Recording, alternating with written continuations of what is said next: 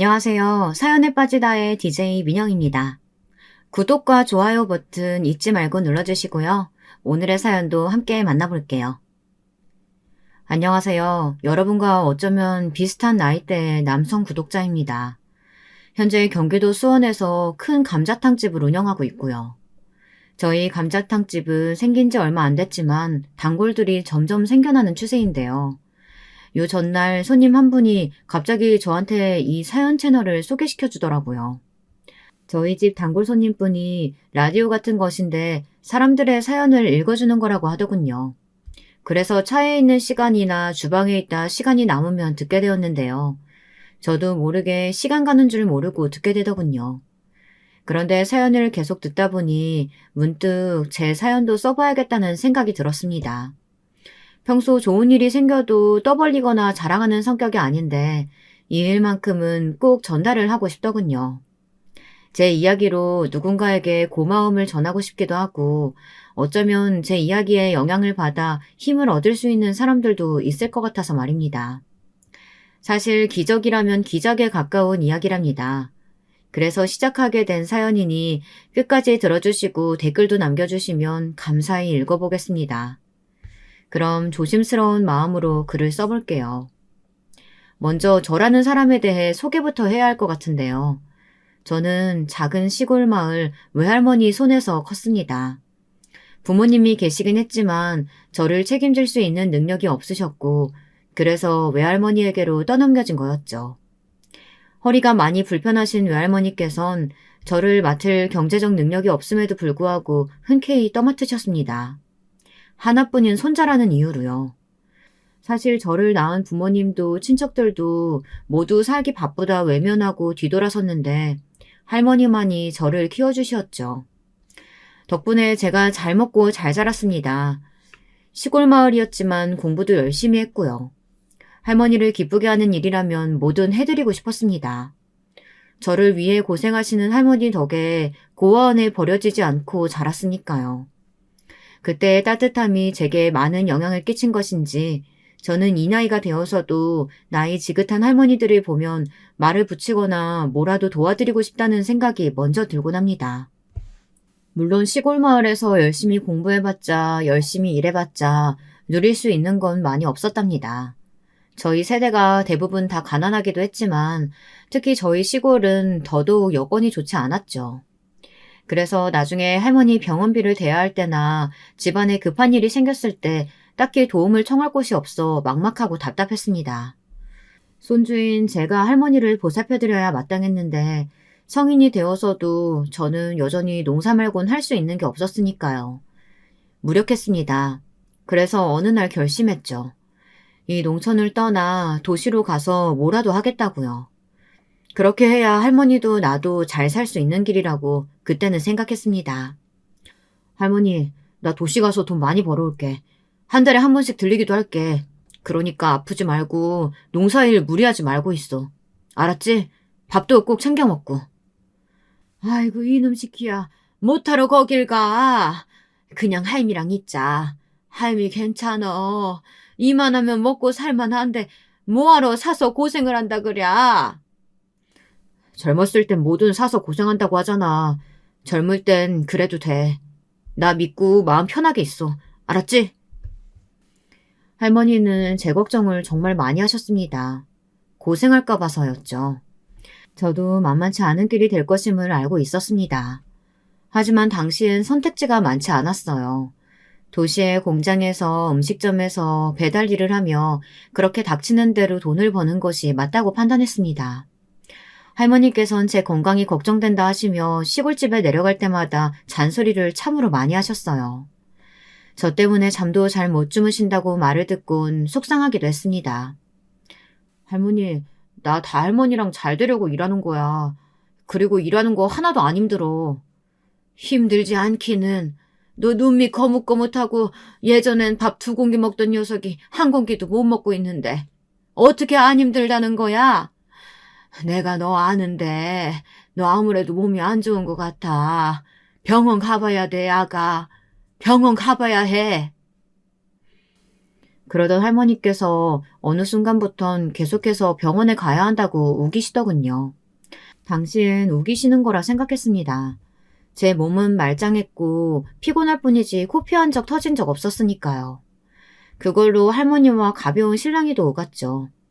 그런데 참 사람이 한치 앞을 모르는 게 인생이더라고요. 여느 날처럼 짜장면 배달 일을 하다 그만 시야가 뿌얘지며 쓰러지고 말았습니다. 눈을 떠보니 흰 천장이었고 옆에선 할머니가 울고 계셨죠. 몰랐지만 전 당시 건강 상태가 꽤나 안 좋았던 상태였습니다. 20살 중반 나이에 암이라고 하더군요. 상상이 되시나요? 저는 의사 선생님에게 그 말을 듣는 순간 정신이 잠깐 나가 있었습니다. 어떻게 이 나이에 암이 걸릴 수 있지? 이성적으로 이해가 되지 않았어요. 그런데 의사는 저에게 더더욱 잔인한 선고를 내리더군요. 지금 당장 수술하지 않으시면 위험할 수도 있어요. 젊은 분이니 암세포도 빠르게 퍼질 수 있습니다. 아주 무섭게 들렸죠. 아마 여기 구독자분들 중 한 번이라도 아파보신 분들이라면 아실 거예요. 한 번 병에 걸리면 별의별 생각이 다 들기 마련이죠. 이대로 암세포가 온몸에 퍼지면 어떡하지? 내가 잘못되면 어떡하지? 가족 걱정에 내 몸 걱정에 불안이 생기고 초조해지죠. 저도 그랬습니다. 더군다나 어린 나이니 제 감정을 추스리기가 더 힘들었답니다. 할머니는 매일 기도를 하셨습니다. 제가 낳게 해달라고요. 하루빨리 우리 손주를 일으켜달라고요. 할머니가 그렇게 눈물로 기도하시는 모습은 생전 처음 보는 모습이었습니다. 할머니, 나 괜찮아. 나중에 항염치료를 받으며 버거운 가운데도 할머니 손을 꼭 잡아주었는데 할머니가 오열을 하시더군요. 갈 사람은 난데 왜 제가 아프냐고 당신께서 대신 아파주고 싶다고 말씀하시더군요. 그 말에 왈칵 눈물이 났습니다. 할머니가 아프면 내가 더 힘들지. 우리 할머니 나 때문에 얼마나 고생스럽게 살았는데 매일 폐지 줍고 시장통에 일하러 나가고 나 하나 학교 보내겠다고 얼마나 고생했는데. 할머니, 나는 괜찮아. 할머니가 아팠을 거 생각하면 내가 아픈 게 100번 나. 진심이었습니다. 할머니가 아프실 바엔 제가 아픈 게 100번, 1000번이고 나았죠. 할머니의 기도 덕분이었을까요? 다행히 저는 몸을 회복했습니다. 그리고 일도 나갈 수 있게 되었죠. 젊었기에 회복도 빨랐습니다. 일대 저는 병원문을 나오면서 하늘이 저에게 두 번째 삶을 주었다고 생각이 들더라고요. 그리고 주어진 두 번째 삶은 결코 허투루 쓰고 싶지 않다고 생각했어요. 이 두 번째 삶은 기적과도 같은 삶이니 감사함을 갖고 전보다 더 치열하게 열심히 살고자 다짐했습니다. 또 그 시기 제게 인생 처음으로 할머니 외에 책임져야 할 한 여자도 생겼으니까요. 예상하셨겠지만 바로 제 아내였습니다. 아내는 저를 간호해주던 간호사였는데요. 성품이 참 좋은 여자였습니다. 특히 저희 할머니에게도 어찌나 친절하게 대해주었는지 몰라요. 병원 간호사들은 보통 자기 일을 하느라 바쁜데 아내만이 유독 제 건강 상태에 관심을 기울여주고 할머니를 보면 안부 인사를 건네주었죠. 그런 다정함과 따스함이 저를 사로잡았습니다. 그리고 결혼으로 이끌었습니다. 그런데 이때 예상치 못한 난관을 만나게 되었죠. 제가 한창 열심히 살기 위해 남들보다 2배로 월급을 주는 공장에 들어가 일을 하고 있을 적 아내가 먼저 말을 하더군요. 결혼을 하고 싶다고요. 사실 결혼에 대한 경제적 준비가 되어 있진 않았지만 옛날 시대엔 지금보다 훨씬 결혼 정년기가 빨랐어요. 그러니 저도 이왕 하게 될 결혼이라면 빨리 살림을 합치자 생각했습니다. 하지만 이것을 별로 좋지 않게 보신 분이 저희 장모님이셨죠. 연애할 때만 해도 몰랐었는데 아내의 집이 무척 잘 사는 집안이더군요. 장모님의 집에 인사드리기 위해 방문했을 때 깜짝 놀랐습니다. 장모님의 집이 거의 궁궐 수준으로 무척 부지가 넓은 전원주택이더라고요. 난 자기가 이렇게 좋은 집안에서 자랐는 줄 몰랐는데. 놀란 것은 둘째치고 집으로 들어가자 호랑이 같은 인상의 장모님과 2명의 오빠가 있었습니다. 아내에게 오빠가 2명 있었다는 사실은 알고 있었지만 저도 모르게 그 기세에 눌리게 되더라고요. 장모님은 저를 보자마자 사는 집안의 수준부터 모아놓은 돈까지 세세하게 물어보셨습니다. 그러더니 딱 한마디 하시더군요. 미안하지만 자네에게는 우리 딸 못 주겠네. 딸이 아무리 출가 외인이라고 하지만 자네와 결혼하기엔 내 딸이 너무 아까워. 그 한마디가 그땐 참 섭섭하고 또 막막하게 느껴졌습니다.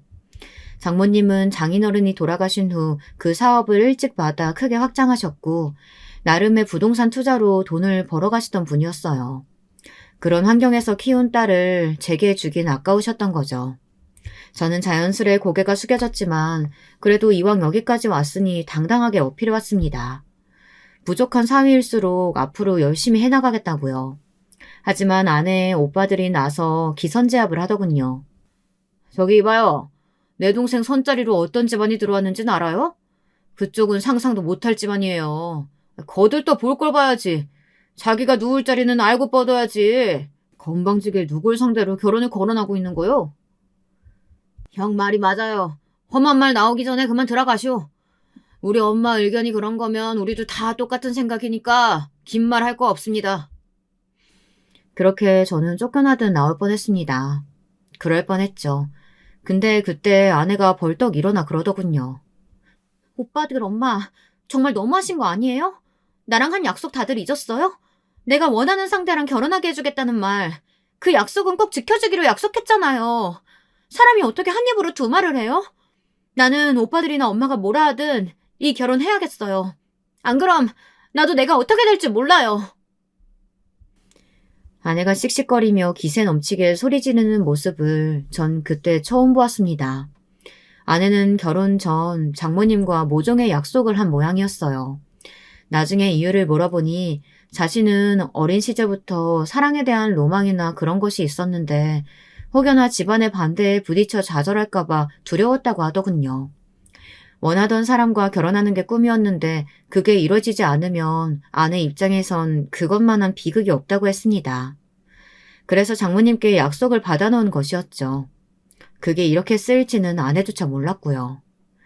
허나 어찌됐든 아내가 바락바락 지른 자신의 주장에 장모님은 아무 말씀을 못하셨고요. 그저 저만 원망스레 노려볼 뿐이셨습니다. 마치 제가 딸을 훔쳐간 도둑놈이 된 심정이었습니다. 며칠 후 장모님께서 저만 따로 부르셨습니다. 결혼은 허락하겠네. 대신 우리 딸에게 잘 해주게. 내가 두 눈 뜨고 지켜볼 거야? 네, 감사합니다, 장모님. 진이 제가 책임지고 잘 살피겠습니다. 이쁘게 살 테니까 지켜봐 주세요. 그러면서 가벼운 술자리를 가졌는데 장모님에 대한 느낌이 처음으로 살짝 달라졌습니다. 여전히 무서운 존재셨지만 어쩐지 그 안에 따뜻한 구석이 있을 것 같다는 느낌이 들었죠. 그 느낌은 결혼 후 더 강하게 바뀌어갔습니다. 장모님은 결혼 후 저를 조금씩 식구로 받아들이셨어요. 어쩐지 아내의 오빠들은 하나같이 저를 여전히 노가다꾼 혹은 공장이나 다니는 할일 없는 사람으로 취급했지만 장모님만은 따스한 손길로 맞아주시더군요. 제 생일날도 잊지 않고 꼬박꼬박 챙겨주시고요. 가끔은 용돈도 건네주시더군요. 알고 보니 장모님은 한번 자기 식구가 되면 버리지 않고 그렇게 품어주시는 분이었습니다. 그리고 너무나 감사하게도 아주 좋은 제안을 해주셨죠. 이보게, 내가 아는 지인이 회사를 하는데 일자리가 하나 났다고 하네. 거기 취직해서 일해보지 않겠나? 낙하산이긴 하지만 자네가 어떻게 하느냐에 따라 달려있으니까 열심히 하면 그만한 성과 따라오지 않겠어? 제가요? 아유, 감사합니다. 저한테 기회를 주실 줄은 몰랐는데 너무 감사합니다. 안 그래도 어떻게 살아야 하나 걱정이 많았는데 저 정말 열심히 하겠습니다. 그날 저에게 주신 제안은 정말 큰 제안이었습니다. 좋은 회사였고 이름만 들어도 아는 회사였는데 월급이나 복지가 후한 곳이었습니다.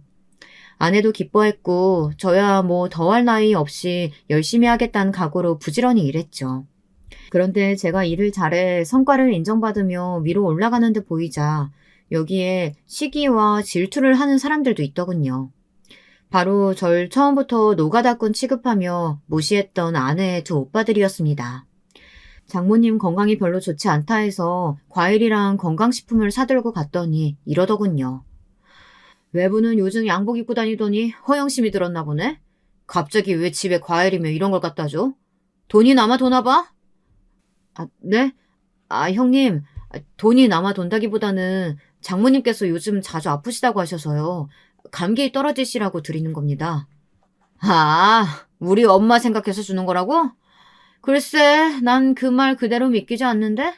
우리 엄마한테 잘 보여서 행여나 뭐 더 얻어내려고 하는 건 아니고? 네? 아니, 제가 여기서 뭘 더... 됐어. 그냥 자네 위치나 잊지 마. 지금 그 자리도 우리 엄마가 마련해준 자리라는 거 잊지 말라고. 사람이 분수를 알아야 하는 법이거든. 당시 두 형님들은 같이 사업을 하고 있었는데 잘 풀리지 않아 자금이 부족하다고 들었습니다. 그것 때문에 장모님이 골머리를 앓고 계시다는 것도요. 그런데 괜히 제가 넉넉해 보이니 아내가 있는 자리에서도 저를 비웃고 깔보더라고요. 비천한 출신이 자기 집안에 들어와서 신분 상승했다는 등 감사해야 한다는 등 이런 말들을 하면서요. 어이가 없었죠. 우습기도 했고요. 질투하는 모양새를 보여봤자 더 한심해 보일 뿐이라는 걸 정작 모를까요? 이때 장모님께서는 형님들을 두고 저에게만 따로 하신 말씀이 있었습니다. 그 말씀이 참으로 공감되었죠. 내가 저 두 녀석들 보면 머리가 아프네. 어렸을 때부터 붙어다니고 사고치고 다니더니만 이제 머리 컸다고 뭐 사업이니 뭐니 이런 일만 하며 저지르는데 실속은 하나도 없이 요람만 떠는 놈들이야. 제대로 사업해보려면 경험도 해보고 쓴맛도 봐야 하는데 전혀 그럴 생각도 없고 늘 머릿속엔 돈 쓸 궁리만 있지. 그러니 내가 안심할 수가 없어. 저 녀석들한테 언젠간 회사를 맡겨야 하는데. 네, 그러게요. 걱정이 많으시겠어요. 그래도 내 생각보다 진서방 자네와 진이가 잘 살아주니 난 일단 그것만으로도 고마울 따름이야. 내가 결혼 전에 너무 반대했던 걸로 혹시 마음 상했다면 용서해주게나. 자네가 넓은 마음으로 말이야. 아닙니다, 장모님. 충분히 그러실 수 있다고 생각합니다.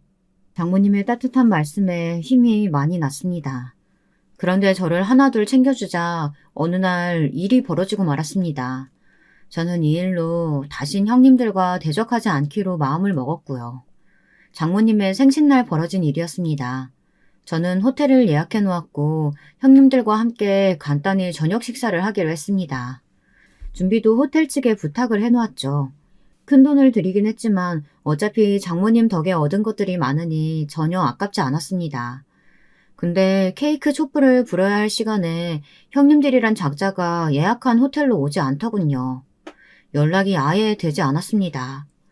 자정이 넘어서야 큰형님이 완전 엉망이 된 모습으로 집에 들어와선 다짜고짜 저에게 막말을 짓거리더군요. 제가 장모님에게 잘 보여서 회사를 넘겨받으려고 혈안이 됐다고요. 형님 진정하시고 일단 방으로 들어가세요. 너무 취하셨어요. 그리고 오늘 장모님 생신이었는데. 야, 만지지 마. 감히 니 따위가 누굴 만져? 이 총것이. 야, 너 같은 시골 촌놈들하고는 내가 겸상도 안 해. 알아? 너 우리 가족으로 받아줬다고 착각하지 마. 알았어? 너 같은 상놈들하고는 상대도 하기 싫으니까. 오빠, 대체 무슨 말을 하는 거야? 정말 내 남편한테 왜 이래? 가슴이 아팠습니다. 저도 모르게 울분이 솟구치더라고요. 아내도 화가 나 버럭 소리를 질렀고 장모님도 표정이 어두워지셨죠. 형님들이 저를 마음에 안 들어 한다는 건 알았어요. 하지만 이 정도인 줄은 몰랐기 때문입니다. 그런데 뒤이어 둘째 형님이 갑자기 장모님 앞에 있던 케이크 상자를 들더니 희죽거리며 제 얼굴에 그대로 던져버렸습니다. 야, 너는 이런 빵도 먹을 자격 없어. 욕심만 그득해서는. 에휴, 진이 너는 어쩌다 저런 철한 놈하고 결혼해가지고는 이사람을 만드냐? 케이크 상자를 맞은 아픔보다 작은 형님이 하는 말들이 더 비수가 되었습니다. 어떻게 한 가족이 된 사람에게 저런 말을 할 수 있을까요? 저는 그대로 그곳을 나왔고 아내가 울면서 저를 뒤따라왔죠. 그 후로 장모님은 내내 제게 미안해하셨습니다. 자신이 자식을 잘못 키워 절이 된 것이라면서 말입니다. 내가 아들이라고 싸고 돌지만 않았어도 저놈들이 저렇게까지 망나니는 안 됐을 텐데. 내가 진서방한테 너무 미안하구만. 볼 면목이 없네 그려. 아니에요, 장모님. 왜 추운데 여기까지 오셨어요? 제가 모셔다 드릴게요. 집으로 가세요. 장모님은 추운 한겨울날 저희 집까지 찾아와 사과의 말씀을 전하셨죠. 물론 장모님이 그러신다고 상처가 없어진다거나 기분이 나아지는 건 아니었어요. 하지만 저는 형님들을 불쌍한 사람들이라고 생각하기로 했습니다. 사업도 망해가고 상황도 안 좋아지니 누구라도 같이 끌어내리고 싶은데 그게 저였을 뿐이었으니까요. 나중에 형님들은 저에게 와서 사과를 하긴 했습니다. 장모님이 저에게 사과하지 않으면 돈줄이 끊긴다고 위협을 하셨나 봐요. 정말 울며 겨자 먹기로 사과를 하더군요. 그땐 내가 술에 취했어서. 그래도 이해하지? 원래 술 먹으면 사람이 약간 돌잖아. 내가 그날은 좀 심했어. 저는 아무 말도 하지 않았습니다. 부끄러운 줄 아세요. 이 한마디만 남기고 돌아섰죠. 그들이 정말 부끄러운 걸 알길 바랬습니다. 자기 상황이 안 좋다고 해서 다른 사람을 함께 비난하고 끌어내리는 게 얼마나 한심한 행동인지 알길 바랬어요. 그리고 저는 그 후 장모님의 회사 사원으로 들어가 일을 하게 되었습니다. 이건 역시 장모님의 요청에 따른 것이었어요. 물론 형님들은 좋아하지 않으셨지만 저는 장모님을 보조하며 열심히 일했습니다. 그런데 인생이 참 쉽지 않은 모양입니다. 이번엔 아내가 문제였습니다. 아내가 임신을 하고 한번 유산을 경험한 뒤로는 임신이 잘 안 되더라고요. 사실 저는 아이에 대해 조급해하지 않았는데요. 아내는 20대 후반으로 갈수록 왜 자신에게 아이가 안 생기는지 불안해했습니다. 또래 친구들은 이미 아이를 낳고 키우고 있는데 자신만 혼자가 된 기분이라고 했습니다. 아내의 상태는 날이 갈수록 안 좋아졌죠. 제가 어떻게든 기분을 좋게 해주기 위해 드라이브를 가기도 하고 여행을 떠나기도 했지만 아내는 어쩐지 자기만의 세계에 갇힌 사람 같아 보였어요. 우울해 보였죠. 그러던 어느 날은 장모님에게 전화를 해 엉엉 울기도 했는데요. 엄마, 불안해 미치겠어. 왜 이렇게 아기가 안 생기지? 보통은 생겨야 하잖아. 이맘때쯤은 다 생기고도 남을 시기인데 설마 나한테 아기가 안 오는 명인가? 그럼 나 어떡해? 아내는 가정에 대한 꿈, 소망 이런 것들이 큰 사람이었습니다. 장모님에게 받은 사랑을 고스란히 자기 자식에게 주고 싶다고 많이 말했었죠. 저도 그 마음은 충분히 이해했습니다. 다만 불안함이 너무 지나치니 저까지 덩달아 조급해지는 기분이었죠. 진이야, 원래 아기는 때 되면 하늘에서 주시는 거야. 네가 그럴수록 몸은 스트레스 받고 아기는 더 안 생길 거야. 그러니까 차분히 기다리자. 그러다 며칠간 안 되겠다 싶었는지 장모님이 저희 집에 상주하시며 아내를 달래주시기도 하였어요. 저희 외할머니 또한 아내를 예쁘게 보셔서 아내가 이런 고통을 앓고 있을 때 좋은 말씀들을 많이 해주시려고 했는데요. 외할머니는 손주 며느리가 너무 이쁘다며 아내 이야기만 해도 활짝 웃으시는 분이셨습니다. 그런 외할머니니 아기가 안 생기는 게 가엾다며 자신이 대신 열심히 성당에 나가 기도를 하고 있다고 말씀하시곤 했네요. 아내는 차차 위안을 얻고 조금씩 진정되는 김이었습니다.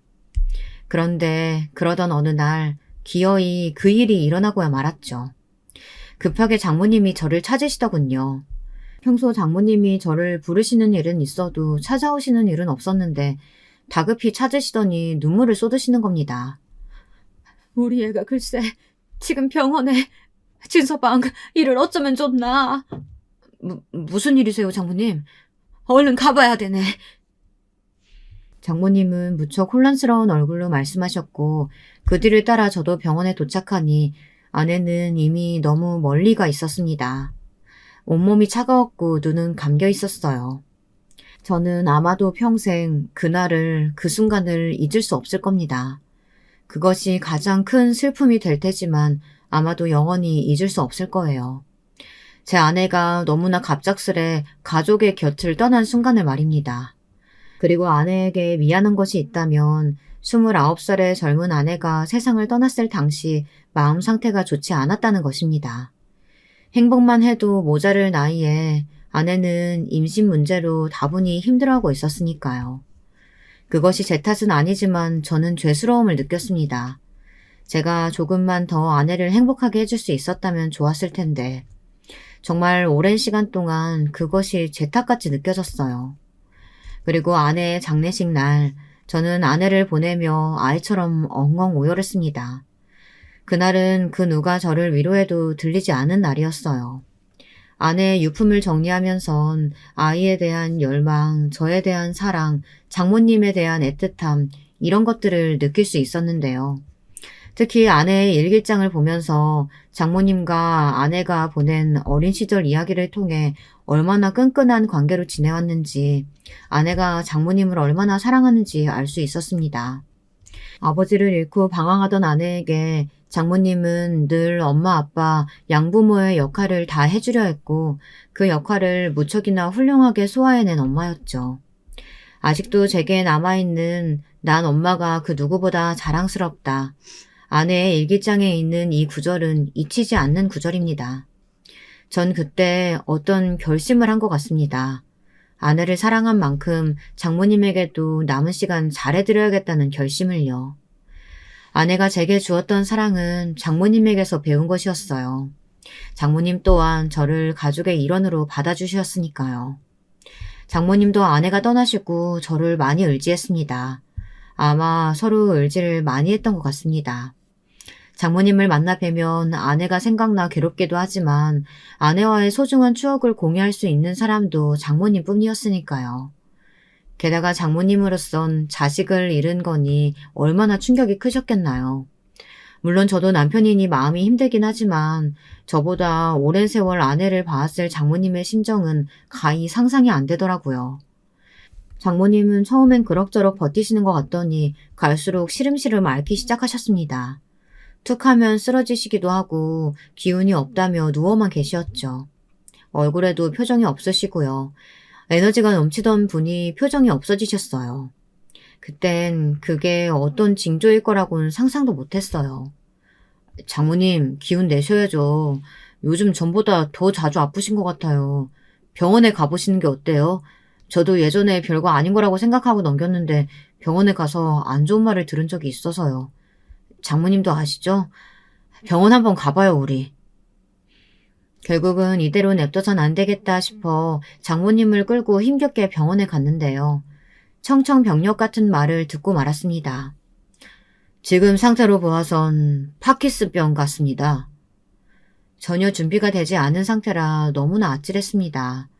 요즘에야 인터넷이 발달해서 어떤 병인지 검색만 해도 알 수 있지만 그땐 정보도 없어 어떤 병인지 수명에 영향을 얼마나 끼치는지 등등 캐물어야 했습니다. 여러분도 파킨슨병을 아시나요?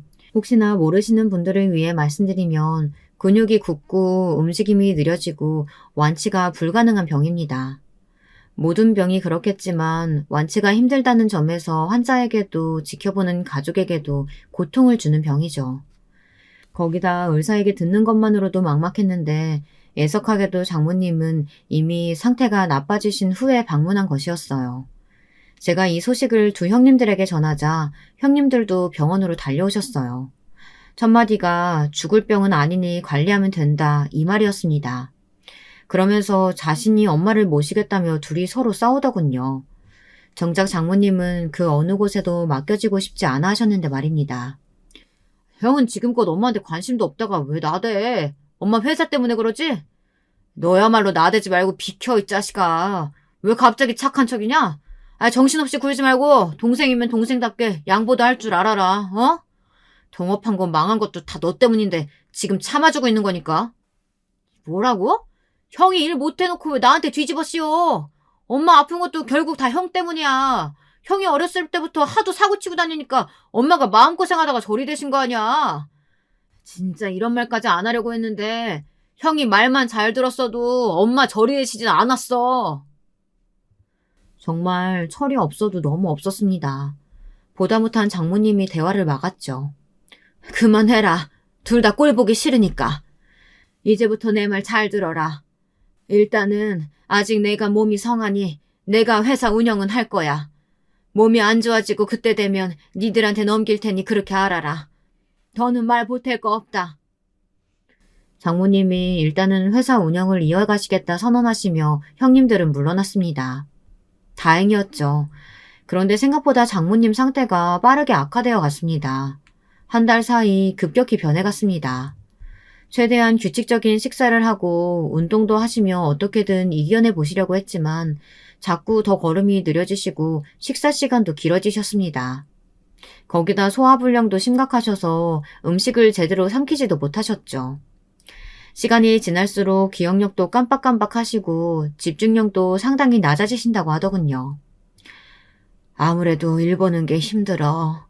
비서가 한 번 얘기해줘도 두 번, 세 번을 물어야 겨우 기억하고 일 처리하는 것도 힘들고 문서 하나 보려면 예전엔 10분이면 봤던 걸 이제는 2시간은 봐야 되니 나도 답답하구만. 일을 어쩌면 좋을지. 이젠 안 될 것 같아. 이대로 내가 회사에 있다간 피해만 끼칠 거야. 어쩌실 생각이세요? 아들에게 넘겨야지.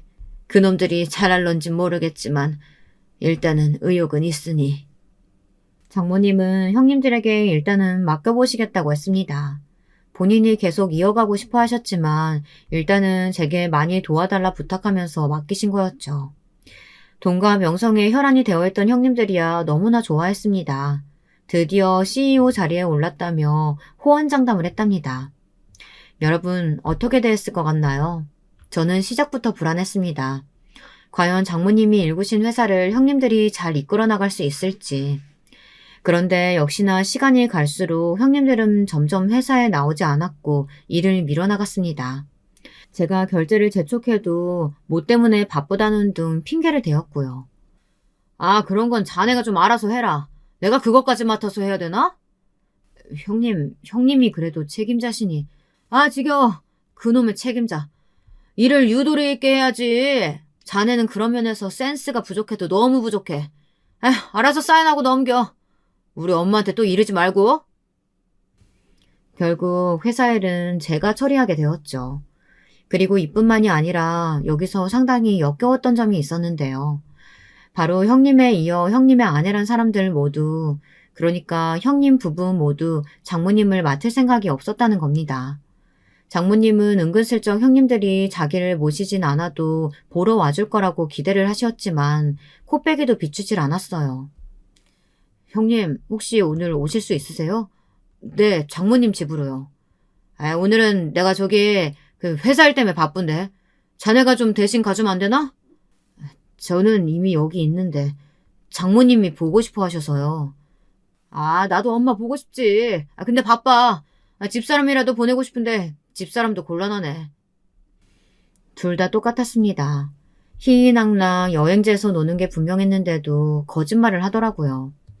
그 때문에 장모님은 내색하지 않으셔도 많이 우울해하셨습니다.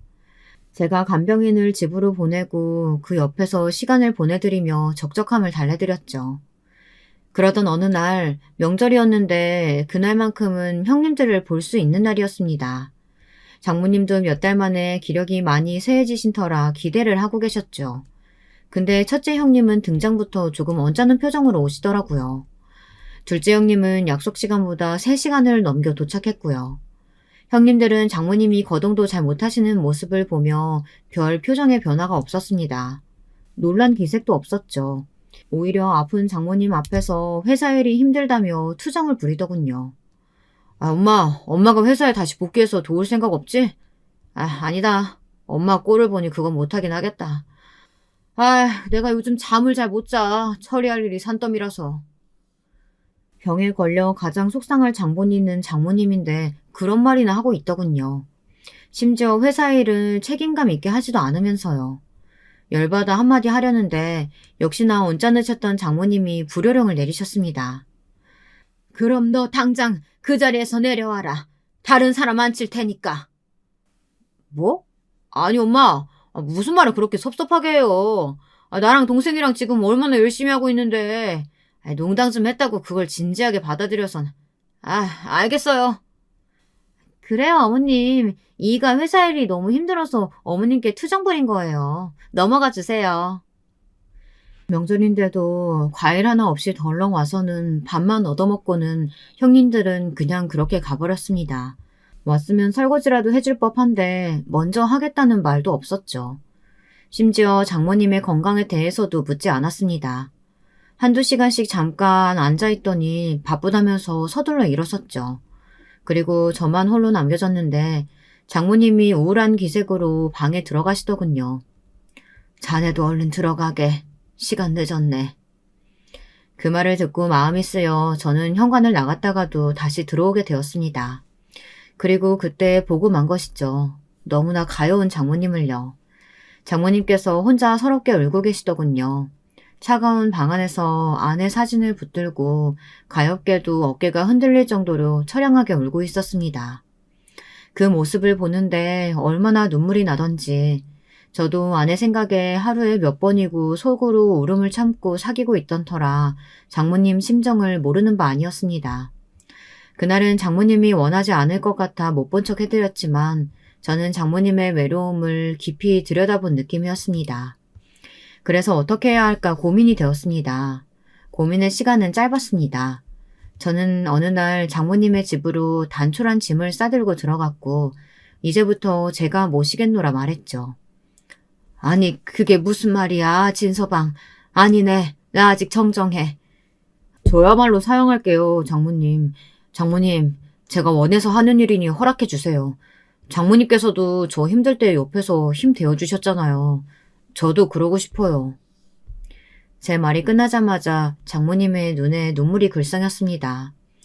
옛날 같았으면 엄한 목소리로 그럴 필요 없다 다그치셨겠지만 그간 많이 약해지셨는지 고맙다고 기어들어가는 목소리로 그러시더군요. 고마울 거 하나 없어요. 장모님, 이제부터 우리 행복하게 잘 살아봐요. 전 씩씩하게 웃으며 제 짐을 정리했고 아내가 자곤 했던 침대에 몸을 눕혀 잠시 아내 생각을 했습니다. 아내라면 지금의 저를 기특해 할 것 같아 마음이 뿌듯해져 왔죠. 장모님 집에 살면서 가장 좋았던 점은 제가 장모님의 상태를 곁에서 지켜보며 식단과 운동, 약을 꼬박꼬박 챙겨드리니 장모님의 상태가 나빠지지 않았다는 것입니다. 워낙에 신경을 쓰기도 했고 좋다는 약 중 괜찮다는 것들을 일단 갖다 드렸거든요. 효능이 있는 것들은 더 드시게 했고요. 진서방 덕분에 내가 이런 호사를 누리네. 고마워. 내 아들들도 못하는 일을 피 한 방울 안 섞인 자네가 하네 그려. 그리고 그럴 때마다 장모님은 이런 말씀을 하시곤 했습니다. 하지만 어딘지 모르게 저를 불편해하는 기색도 있으셨습니다. 당시 제 나이가 많지 않았고 아내와 저 사이에 아이도 없었기 때문에 내심 장모님은 자신이 제 발목을 붙잡고 있는 건 아닌지 걱정하는 기색이었습니다. 어느 날은 저를 붙잡고 진지하게 말씀하시기도 했어요. 나는 자네가 얼른 새 출발해도 좋을 것 같아. 자네 정도면 어떤 여자를 만나도 어떤 집안에 들어가도 환영받을 사람이야. 괜히 나 같은 늙은이 한 명 때문에 자네의 젊음이 망가지는 걸까봐 난 그게 두렵네. 장모님, 혹시 기억나세요? 제게 부모님이 없다고 했을 때 장모님이 저에게 해주셨던 말씀. 어? 부끄럽지만 저는 이때 장모님에게 가장 깊은 정을 느꼈던 경험을 꺼내 들려드렸는데요. 제가 양부모를 잃고 외할머니 손에서 컸다는 것을 아신 장모님이 어느 날 문득 지나가듯 이렇게 말씀하셨거든요. 자네는 이제부터 내 가족이고 우리 집 사람이야. 그러니 어디 가서 엄마가 없다고 하지 말게나. 자네만 좋다면 내가 자네의 엄마가 돼줄 거니까. 가슴이 벅차도록 좋은 말이었습니다. 어린 시절 할머니 손에서 정서적으로 부족함 없이 자라긴 했지만 남들에게 다 있는 부모가 저에게만 없다는 것, 그걸로 인해 놀림을 받았던 것은 제게 상처로 남아있었거든요.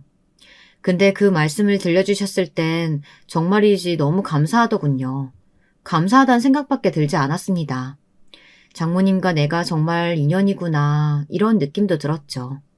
그래서 전 그 이야기를 들려드리며 장모님, 제가 장모님의 가족이라고 하셨잖아요.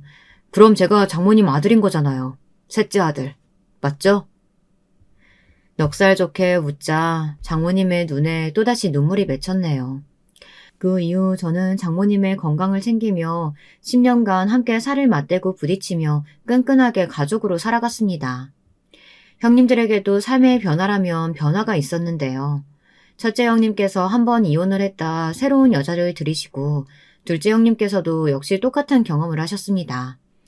여전히 장모님에겐 관심이 없었고요. 그런데 그 사이 더 큰 일이 터지고 말았답니다. 제가 막았어야 했지만 막지 못한 일이기도 합니다.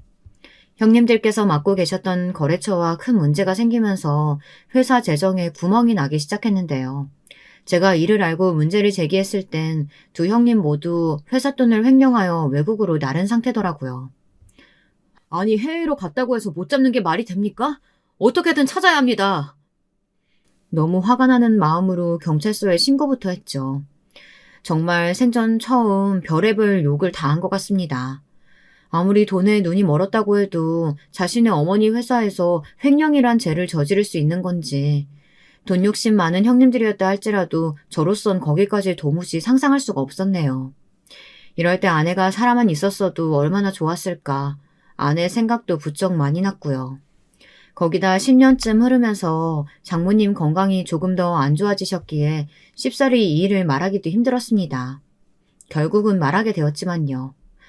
내 이것들을, 아이고 내 팔자야. 기어이 일을 쳤구나. 기어이. 일단 장모님, 그 회사는 최대한 손에 안 가는 방향으로 정리를 해야 할 것 같습니다. 지금 있는 빚도 상당해서. 여기저기 벌려놓은 사업들이 있었던지라 빚은 불가피했고 어쩔 수 없이 장모님이 피땀 흘려 세우신 회사는 무너져야 했습니다. 그때부터 장모님의 우울증 증세가 시작되었죠. 그전까진 그래도 가끔씩 아내 이야기를 하며 일상을 나누며 잘 견디고 버텨 하셨는데 형님들이 회사를 배신하고 나갔다는 이야기를 듣자 완전히 무너져 버리셨어요. 정신을 차리지 못하셨죠. 자식의 배신을 어떻게 쉽게 받아들이실 수 있겠나요? 여러분들이라면 어떨 것 같으세요? 저는 장모님의 심정이 100번 공감되었습니다. 그런데도 전 일단 이리 뛰고 저리 뛰며 돈을 빌리기 바빠 장모님을 챙길 시간적 여력이 없었네요.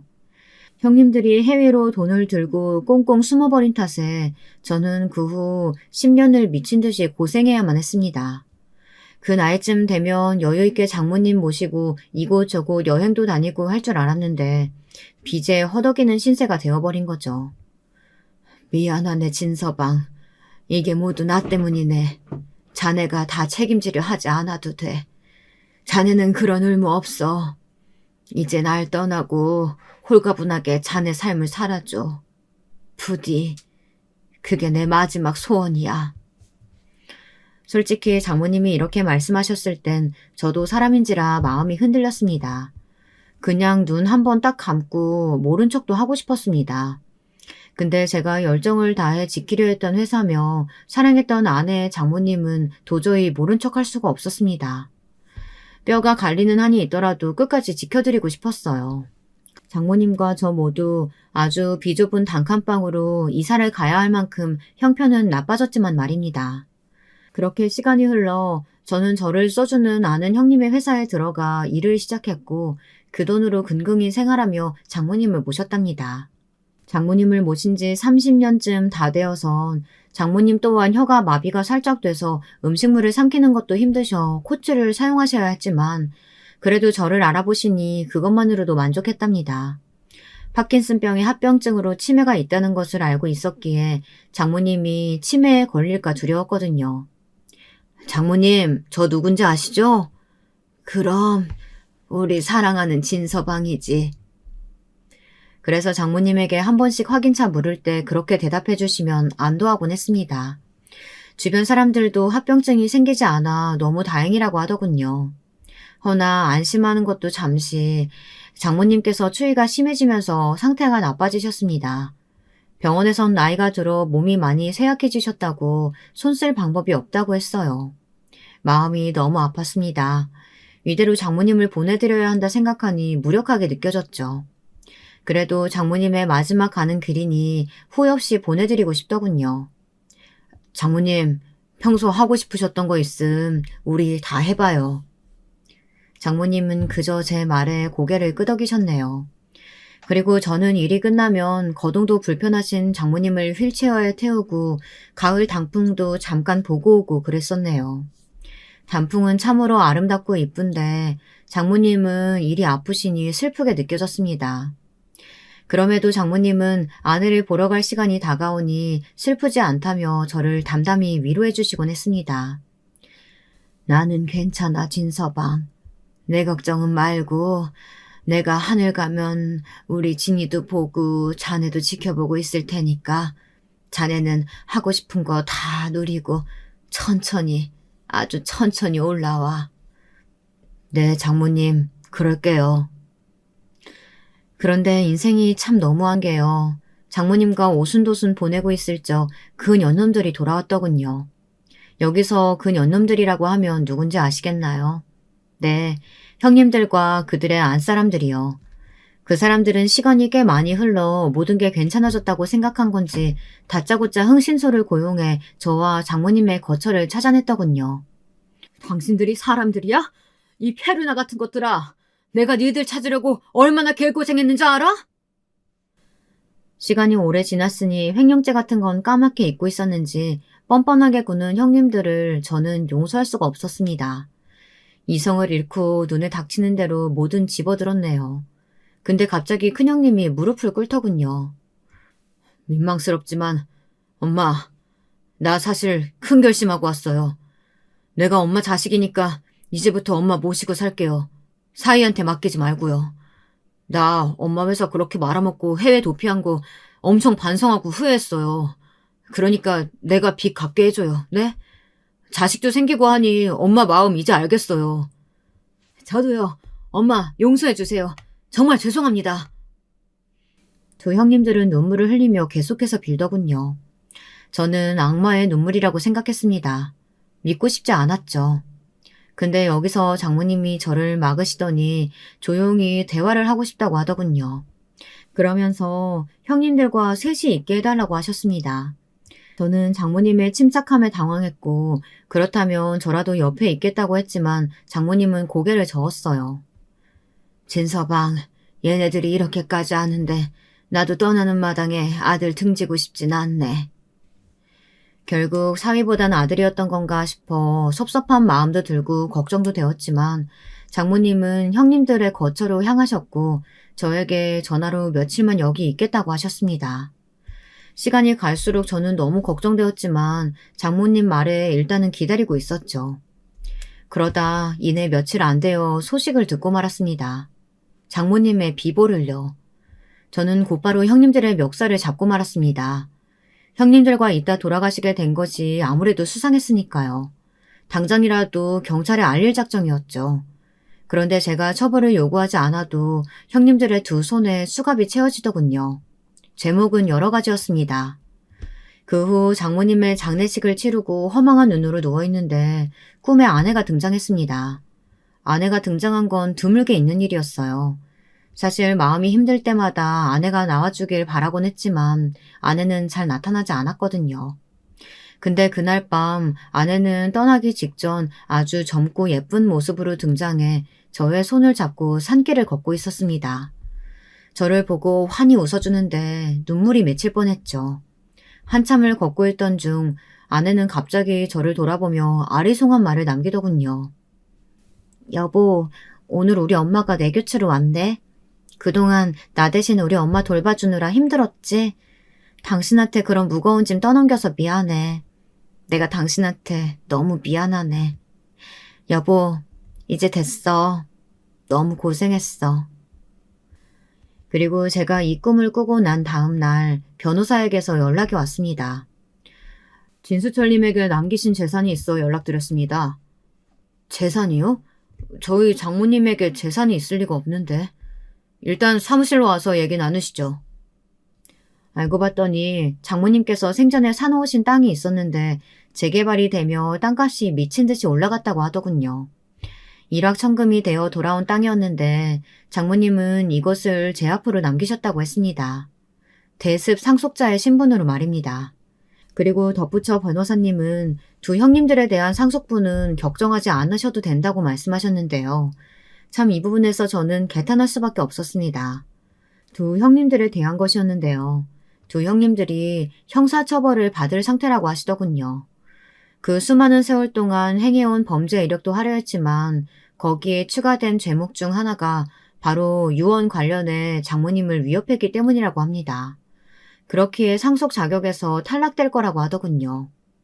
저는 어제 또 하나의 꿈을 꿨습니다. 제가 장모님에게 오랜만에 아내 꿈을 꿨다고 말하며 제잘됐는데 꿈에서 장모님이 절 보며 희미하게 웃어주더라고요. 그리고선 제 손을 꼭 잡아주시며 그동안 너무 고생 많았다고 너무 사랑한다는 말씀을 남기셨습니다. 발음은 어눌하셨지만 사랑한다는 말은 처음 듣는 말이라 저도 모르게 어색한 미소를 지었죠. 사실 교도소에 가 있는 천하의 못된 것들에게 장모님을 맡긴 것에 죄책감이 컸는데요.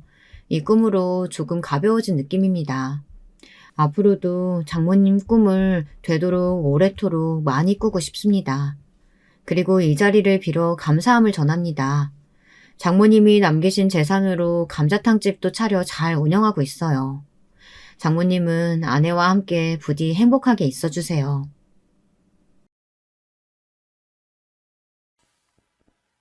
여러분, 두 번째 사연 시작하기 전에 좋아요와 구독 꼭 눌러주실 거죠? 그럼 두 번째 사연 바로 시작합니다. 안녕하세요. 저는 막 40대가 된 여성입니다. 먼저 저의 어린 시절에 대해 말씀을 드리자면 전 바닷가가 있는 큰 도시에서 자랐습니다. 아버지는 해산물 시장에서 일을 하셨어요. 성실하셨기 때문에 아버지의 장사는 제법 잘 되었다고 합니다. 저희가 살던 도시가 워낙 해산물로 유명한 지역이기도 했고요. 아버지는 해산물 장사를 하시다가 어묵 공장을 차리셨어요. 어묵을 찾는 수요가 늘면서 공장은 잘 되어갔죠. 이런 집에서 1남 2녀 중 막내로 태어난 저는 아버지의 덕분으로 유복하게 어린 시절을 보냈습니다. 크게 부족한 것이 없었고 그저 달리기 하는 것을 좋아하는 말괄량이 소녀였죠. 어린 시절 매일 하라는 공부는 하지 않고 아버지 공장으로 놀러 갔는데 저는 공부보다 뭔가 공장 돌아가는 것을 보는 것이 재미있었어요. 많은 생선의 살들이 여러 과정을 거쳐 제가 좋아하는 맛있는 어묵튀김으로 변하는 것이 너무나 신기했거든요. 아버지도 재미있어하는 저를 굳이 오지 말라고 말리지 않으셨죠. 그리고 항상 퇴근하시는 길에 졸래졸래 따라가는 저에게 제일 큰 어묵 하나를 먹으라고 쥐어주시곤 했어요. 그 어묵은 아버지가 손수 방금 튀긴 것이었어요. 그렇게 아버지와 함께 저녁 노을을 보며 집으로 돌아오면 항상 어머니는 맛있는 반찬을 한 상 가득 차려놓고 아버지와 저를 기다리고 계셨죠. 고등학교를 졸업하고 저는 당연히 대학을 진학하는 오빠와 언니 뒤를 따르지 않고 아버지께 공장에서 일을 배워보고 싶다고 말씀드렸어요. 대학이야 필요하면 나중에 갈 테니 우선 어묵을 만드는 방법을 배우고 싶다고 말이죠. 그때는 왜 그랬는지 공장 직원분들과도 너무 친하고 그래서였는지 대학을 가는 것보단 공장에서 어묵을 만들며 아버지를 돕고 싶더라고요. 당연히 아버지는 무슨 소리냐며 처음에는 역정을 내셨지만 저는 고집을 부렸습니다. 어묵 만드는 것 좀 배워보고 그냥 월급 많이 안 주셔도 되니까 재미삼아 왔다 갔다 하겠다고요. 그렇게 저는 얼른 대학 가고 좋은 집에 시집 가야지 라는 소리를 귓등으로 들으면서 20살부터 공장으로 출근을 했습니다. 아침에 출근을 해서 그날 쓸 기름도 체크하고 어묵을 찍어낼 틀 같은 것들도 살펴보면서 저는 그렇게 생선살과 함께 하루 7시간 이상을 공장에서 보냈습니다. 당연히 어머니는 꽃 같은 20대의 나이에 왜 저러냐고 안타까워 하시기도 하고 저에게 화를 내시기도 했지만 저는 정말 그게 좋았어요. 빨리 대학 가고 좋은 집으로 시집 가는 게 여자 인생에서 제일 가는 길이라는 소리를 귀에 못이 박히게 하셨지만 그래도 부모님은 대학 가기 전 잠깐만 공장 일을 하겠다는 제 고집을 꺾지 못하셨습니다. 저는 공장이 돌아가는 것을 보면서 어떻게 하면 공장이 잘 돌아갈지 생각하는 것이 재미있었어요. 그리고 비로소 오빠가 공부하는 경영학이라는 것이 뭔지 알 수 있었죠. 경영은 바로 그런 공부였어요. 저는 뒤늦게 경영을 배워야 하겠다는 결론을 내렸습니다. 생각보다 저는 야심이 있는 사람이었어요. 전 서울이 아니라 미국을 가고 싶었습니다. 미국에서 경영으로 유명한 대학이 어디인지 필사적으로 찾았어요. 그리고 SAT 준비를 시작했죠. 영어는 제법 자신이 있었지만 미국 대학을 가기란 만만하지가 않았어요. 그리고 보통 한국에서 대학을 다니고 나서 유학을 가는데 저처럼 고등학교 졸업 후 바로 유학을 준비하는 경우가 흔치 않아서 정말 많은 우여곡절을 겪게 되었습니다. 그러나 몇 년간 노력을 한 결과로 저는 드디어 미국의 한 대학에서 경영학을 공부하게 되었어요. 바로 세계적인 명문인 뉴욕대였죠. 뉴욕대를 가서 뉴욕 생활을 하니 한국에서와는 다른 별 세계였어요. 이런 세상도 있구나 하면서 더 큰 세상에 눈을 떴던 것 같아요.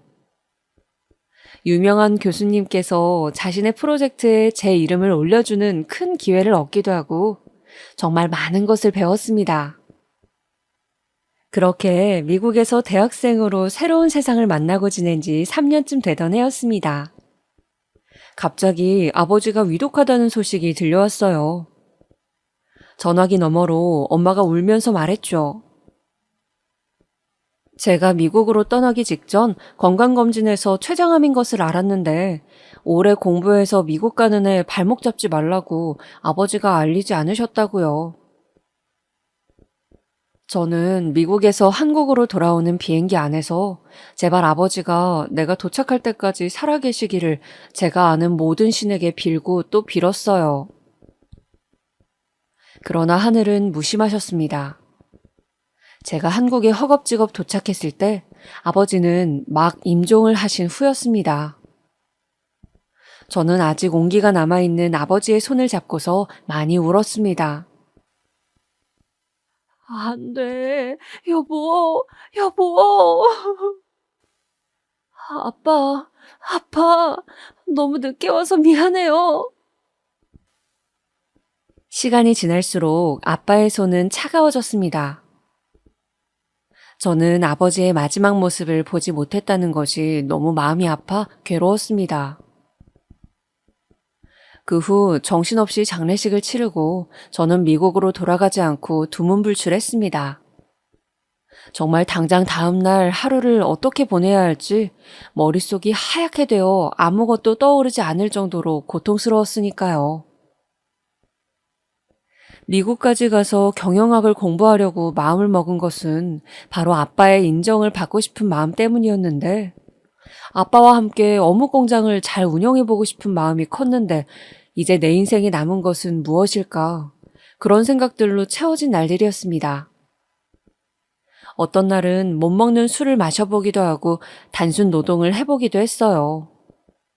그냥 단순한 일을 하면 아버지 죽음에 대한 괴로운 생각들이 좀 사라질까 싶어서 말이죠. 아버지가 돌아가신 지 한 달쯤 되자 어서 학업을 마쳐야 한다며 저에게 미국으로 돌아가야 한다고 말했지만 저는 다른 형제들이 다 서울로 올라가 버린 지금 나까지 미국을 가면 혼자 남은 엄마는 어쩌나 걱정이 되었습니다. 그렇게 저는 휴학계를 내게 되었어요. 그리고 아버지의 어묵 공장을 제가 떠맡게 되었습니다. 엄마는 자신은 아무것도 아는 것이 없으니 공장을 팔고 너는 미국을 가라고 했지만 저는 이 공장 때문에 미국까지 간 건데 이제 와서 이 공장을 팔 수 없다고 버텼죠. 엄마는 저와 실랑이를 하다가 제가 몇 달 하고 그만둘 줄 아셨는지 그러면 하는 데까지 해보고 정 안 되겠으면 팔라고 했어요. 그렇게 공장 일을 시작하고 나서 일감이 많이 줄었기에 직원 몇을 내보내고 저는 며칠을 아무 생각 없이 누구와도 말을 나누지 않고 하루 종일 양파를 까고 팔을 다듬으면서 그냥 기계처럼 지냈습니다. 머릿속에 생각이라곤 그저 오늘 하루를 어떻게 보낼까, 지금 몇 시지? 그런 것들이었어요. 시간은 빠르게 흘렀어요. 저는 미국에 가지 않은 채로 그냥 한국의 어묵 공장에서 하루 종일 일을 했죠. 엄마는 나중에는 우울증 아니냐고 병원을 가보라고 하기도 하고 또 남자라도 만나라고 했지만 전 당연히 남자에게도 관심이 없었어요. 또 어차피 공장을 가면 작업복을 입어야 했기에 항상 면티에 그냥 어두운 색 바지를 대충 입고 머리를 질끈 묶고 다녔습니다. 그저 편한 게 좋았거든요. 그런 저를 사람들은 부잣집 딸로 보지 않았지만 저는 딱히 부자로 보이고 싶지도 않았어요. 그런데 제가 26살쯤 되던 때였습니다.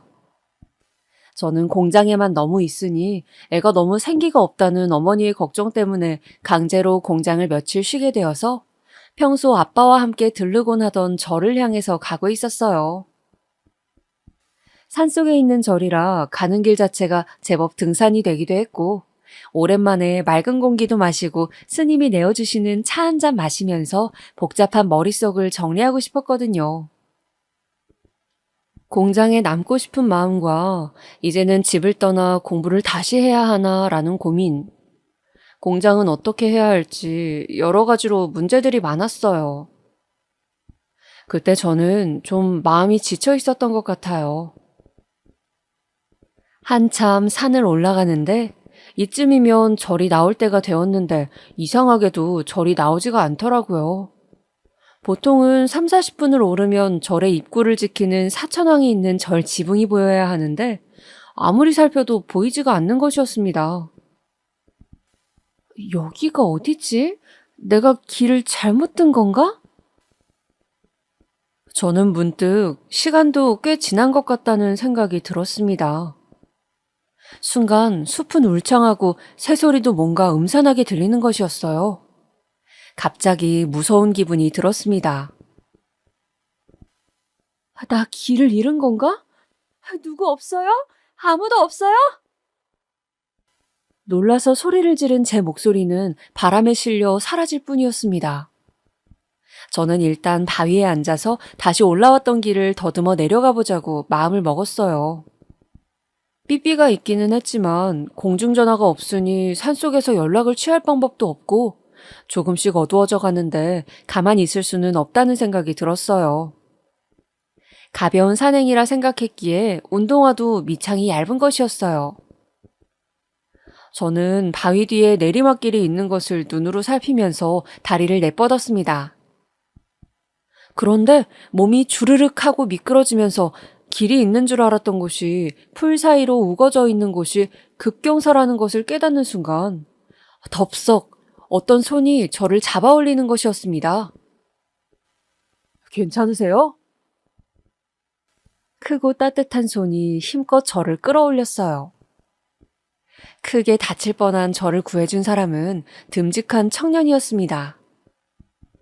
마치 공장 일로 몸이 항상 단단하셨던 우리 아빠 같은 다부진 느낌이었어요. 저는 난생 처음 뭔가 간질간질한 이상한 기분이 온몸을 타고 올라오는 것 같았어요. 많이 놀라셨죠? 여기 물 좀 드시고 제가 부축해드릴게요. 남자는 제 간이배낭을 대신 짊어지고 내려가는 길을 안다며 저를 내내 이끌어줬습니다. 저는 미끄러질 뻔한 충격과 미묘한 기분 때문에 뭔가에 홀리듯이 그 사람을 따라 산을 내려갔습니다. 산을 내려간 남자는 조심스레 말하더군요. 저 실례가 안 된다면 놀라신 것 같은데 저랑 간단히 욕이라도 하시는 건 어떠세요? 저도 놀라서 그런가 배가 고파서요. 아, 네. 저 그럼 오늘 도와주셔서 무사히 내려왔으니 제가 식사 대접하겠습니다. 그 남자와 저는 등산 초입에 있던 허름한 백반집을 가서 식사를 함께 했습니다. 그렇게 그 사람과의 인연을 시작하게 되었어요. 백반집에서 된장국에 밥을 먹으며 참 어색했지만 어쩐지 싫지는 않았어요. 우리는 그날 막걸리집으로 자리를 옮겨 많은 이야기를 나누었습니다. 그 남자는 제가 사는 도시에서 가장 좋은 대학교를 졸업한 취업 준비생이었습니다. 신방과를 나왔지만 은행 취업을 목표로 하고 있다고 했어요. 저는 어묵 공장 일을 하고 있다고만 저를 소개했어요. 언제부터 일을 했냐고 하길래 20살 때부터 했다고 했죠. 그 사람은 어림짐작으로 제가 고졸이겠거니 하는 눈치였습니다. 초면인 사람에게 굳이 미국 유학을 갔다거나 공부하다가 휴학 중이라는 말을 하는 것도 잘난 척하는 것 같이 보일까 싶어 저는 그냥 말을 하지 않았어요. 자신이 좋은 대학을 다녔다는 자부심이 보였기 때문이죠. 그리고 사실 제가 대학 과정을 마치고 졸업한 것도 아니었으니까요. 밥을 다 먹고 제가 구해준 보답으로 밥값을 내겠다고 하자 그 사람은 손사래를 치며 자신이 굳이 밥값을 냈어요. 아유, 어묵 공장 다니신다면서요. 열심히 일해서 돈 버실 텐데 제가 내겠습니다. 전 그러시면 다음엔 빵집에서 한 번만 더 만나주시는 건 어때요? 하더군요. 저는 차마 제 형편에 대해서 제대로 말을 할 수가 없었어요. 가난한데도 공장을 다니며 열심히 산다고 오해한 그분이 너무 저를 칭찬했기 때문이죠. 그 후 그분의 말대로 빵집에서도 한번 만나고 같이 도서관도 가고 하다 보니 어느새 만남의 횟수는 쌓여갔습니다. 옛말에 남녀가 붙어 있으면 결국 정분이 난다더니 그렇게 우리는 만난 지 6개월 만에 자연스럽게 연인이 되었어요. 물론 연애를 시작하고 나서도 남자친구가 오해하고 있는 우리 집 형편이라든가 미국의 대학 이야기는 말하지 못했습니다. 뭐랄까, 말할 타이밍을 놓쳤다고나 할까요?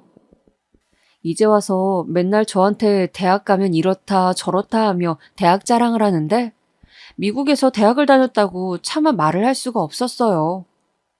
그저 이 순간만큼은 이 사람과 즐겁게 보내고 싶다는 마음이었습니다. 그리고 사실 마음 한켠에는 사람이 중요하지 뭐 대학을 갔냐 안 갔냐 그런 게 중요한가 싶은 생각도 있었어요. 저는 가수 서태지를 무척 좋아했는데 서태지가 실업계 고등학교 출신이지만 큰 성공을 거두는 것을 보고 대학에 대한 고정관념이 많이 바뀌어 있었거든요. 남자친구는 한 번씩 저를 대포집에 데려가 술 한 잔을 권하면서 어려운 정치 이야기들을 하기도 하고 또 가난한 자신의 처지를 비관하기도 하더군요. 저는 저를 좋아한다고 말하면서도 아무것도 해줄 수 없다고 슬퍼하는 그 사람에게 어느덧 마음을 많이 주고 있었습니다. 좀 측은지심 같은 것도 있었던 것 같고 또 항상 자신의 삶에 대해 고민하는 모습이 굉장히 호감도 갔던 것 같아요. 그 사람은 오남매 중 차남으로 형보다 공부를 잘해 집안을 세울 기둥이라고 기대를 한 몸에 받고 있다고 했어요. 제가 살던 대도시 근처의 작은 시골 동네 출신인데 아직도 동네에서 제일 공부 잘한 아들 뒀다고 사람들이 부러워해서 부모님께서 자랑스러워 하신다며 자신은 꼭 은행에 붙어야 한다고 말했습니다. 때로는 그런 생각을 하면 정말 부담스럽기도 하지만 그래도 일주일에 한 번 저랑 만나서 이야기를 할 때는 그나마 잊을 수 있다면서 그는 환하게 웃었습니다. 처음 식사를 하면서 제가 어묵 공장에 다닌다고 이야기한 후로 오빠는 저희 집안 형편에 대해서 자세히 묻지 않았습니다. 저의 다 늘어진 티셔츠와 질끈묶은 머리 때문인지 아마도 제 형편을 안 좋게 추측하는 것 같았어요. 데이트를 하고 날 때 제가 가끔 돈을 내려고 하면 오빠는 화를 내면서 말했거든요. 나 밥 사줄 돈 있으면 집에 갈 때 빵이라도 사서 부모님 드리라고요. 저도 그런 오빠에게 차마 제가 일하는 어묵 공장이 우리 집 거라고 이야기할 순 없었습니다. 부르주아니 뭐니 하면서 읽은 책에 대해서 열변을 토하는 오빠는 부자들은 모두 양심이 없고 법을 조롱하는 인간들이라고 믿는 것 같았거든요. 저는 이런저런 생각 없이 그저 그 사람과의 시간을 오롯이 즐기고 싶었어요. 우리가 결혼을 하진 못하더라도 훗날 청춘의 아름다운 기억으로 남을 것이니까요. 오빠는 대학 인근의 하숙집에서 하숙을 하면서 공부를 하고 있었습니다. 저는 그런 오빠의 하숙집 앞에 종종 어묵을 싸들고 찾아가곤 했어요. 오빠, 내가 방금 전에 튀긴 어묵이야. 배고플 때 간식으로 먹어. 오빠는 항상 제가 가져다주는 어묵을 고마워하며 받아 맛있게 먹곤 했어요. 저는 왠지 그럴수록 더 챙겨주고 싶은 마음에 더 자주 하숙집 앞에 찾아가게 되었습니다. 저는 소박하게 오빠와 연애를 이어갔어요. 그렇게 우리는 꽤 오랜 시간을 함께 보냈죠. 오빠는 저의 옷차림에 대해서도 타박하지 않았고 검소하고 성실해서 넌 뭘 하든 잘 될 것이라고 꼭 나중에 대학 공부도 하길 바란다며 응원을 해주었어요. 그 사람의 다정한 말을 듣고 하루의 피로를 씻어내며 저는 고향에 남아 이 사람과 미래를 꿈꾸고 싶어졌습니다. 사실 처음에는 그냥 지나갈 인연이겠지, 결국은 미국으로 돌아가야겠지 하는 생각으로 정을 많이 안 주려고 했었지만 시간이 지날수록 통제가 되지 않았습니다. 제가 꿈에 그리던 다정하고 세심한 남자였기 때문이죠. 가끔은 이 사람과 내가 결혼을 하는 것은 어떨까? 나름 똑똑한 사람이니 엄마가 좋게 봐주실 수도 있을 거야 라는 희망을 품고서 저는 남친에게 은행에 취직했다는 좋은 소식이 들려오기를 간절히 바라면서 열심히 뒷바라지를 했습니다. 하숙집에 가서 끼니도 챙겨주고 어묵을 가득 담아 도시락을 싸가기도 하면서요. 오빠의 하숙집에 왔다 갔다 하는 것이 처음에는 걱정되었지만 2층으로 된 단독주택에서 오빠가 기거하는 방은 한쪽으로 돌아가 구석에 있어 사람들을 거의 마주치지 않다 보니 저는 그렇게 한 번씩 오빠네 집에 드나들게 되었습니다. 우리가 만난 이듬해 오빠는 시중은행들의 원서를 내고 본격 취업시험을 치렀습니다. 다행히 오빠는 목표한 은행 중에 2곳이나 무사히 합격했습니다. 저는 정말 뛸 듯이 기뻤어요. 그동안 고생한 것이 헛되지 않은 것 같아서요. 오빠가 대단해 보였습니다. 저는 이번 시험 합격을 통해 드디어 오빠도 가난한 집안을 먹여 살려야 하는 부담이나 자신이 성공해야만 한다는 짐을 어서 좀 덜어낼 수 있기를 바랐어요. 사실 오빠가 데이트를 할 때 술이 한 잔 들어가면 그런 부담감들을 저를 붙잡고 토로하곤 했거든요. 너도 가난에 대해 알지? 우리 집은 말이야. 너무 가난한데 식구가 많아. 그런데 내가 제일 공부를 잘해서 난 꼭 좋은 곳에 취직해야 돼. 그게 내가 낳아준 부모님한테 할 수 있는 유일한 보답이니까. 저는 오빠가 그럴 때마다 사실 잘 공감은 안 되었지만 그저 이 사람이 더 이상 마음 아파하지 않았으면 내가 도움이 될 수 있다면 얼마나 좋을까 하는 생각들을 하곤 했어요. 그리고 그런 한탄을 하며 오빠는 언제나 너도 나와 사정이 비슷해서 좋다면서 대하기가 편하다고 하는 것이었습니다. 저는 그럴 때마다 가슴이 뜨끔하곤 했습니다.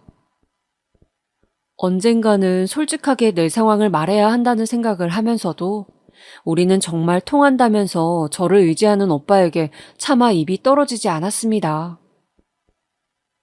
오빠가 막 출근을 해서 회사에 적응을 해나갈 무렵 엄마는 이제 다시 미국으로 가야 한다고 본격적으로 압박을 주시기 시작했어요.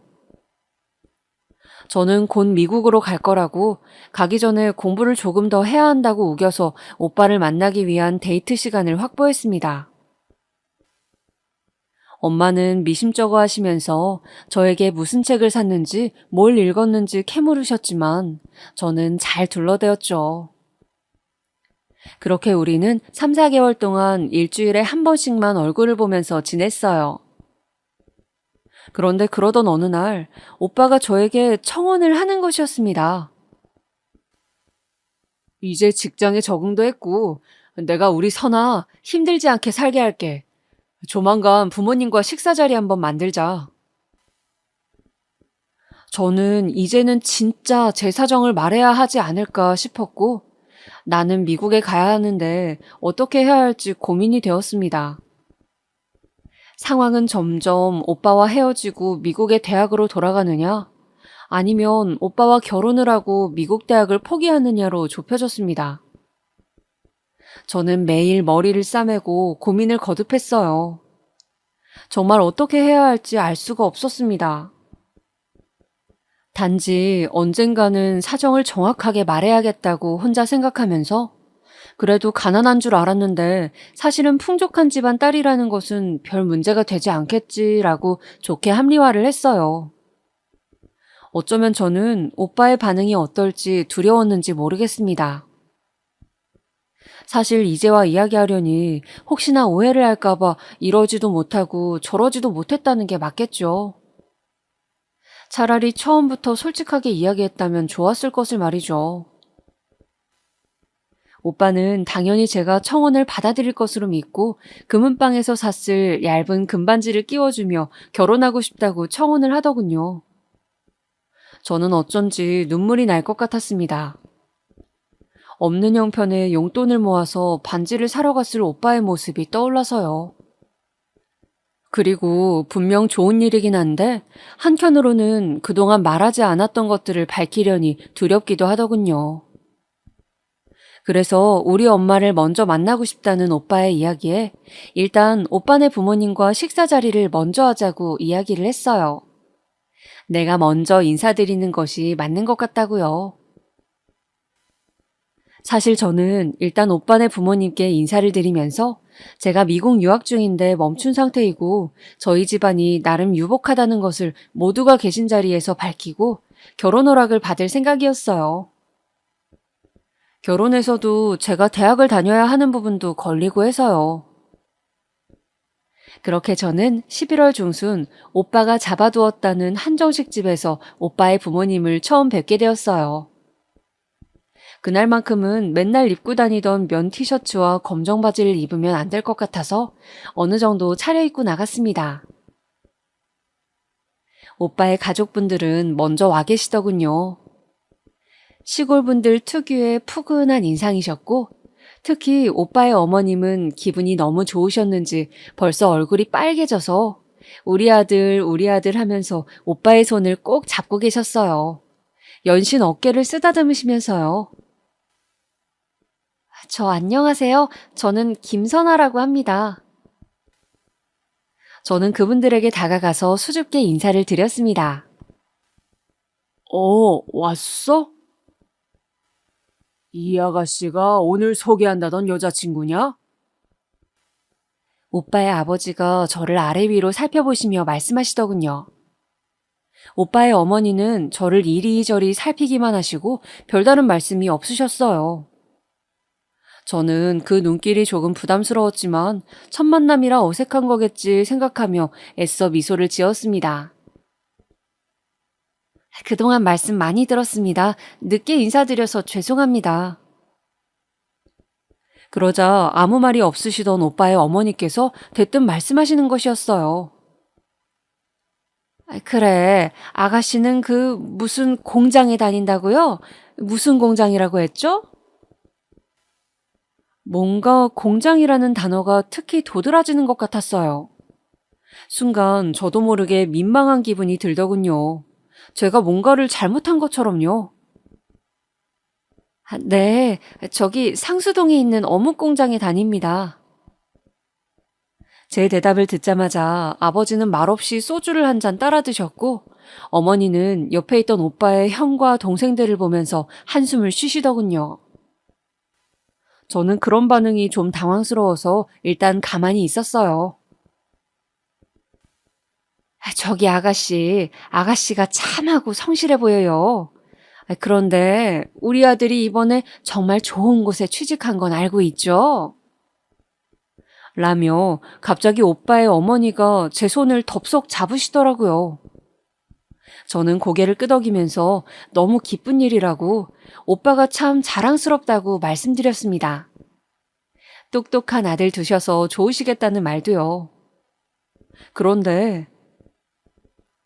근데 둘이 좀 좋아지는 시간이 있단 얘기는 내가 들었는데 우리 아들은 결혼을 하고 싶다고 하던데 아가씨 생각도 그런가요? 대뜸 어머니는 저에게 결혼 이야기를 하시는 것이었어요.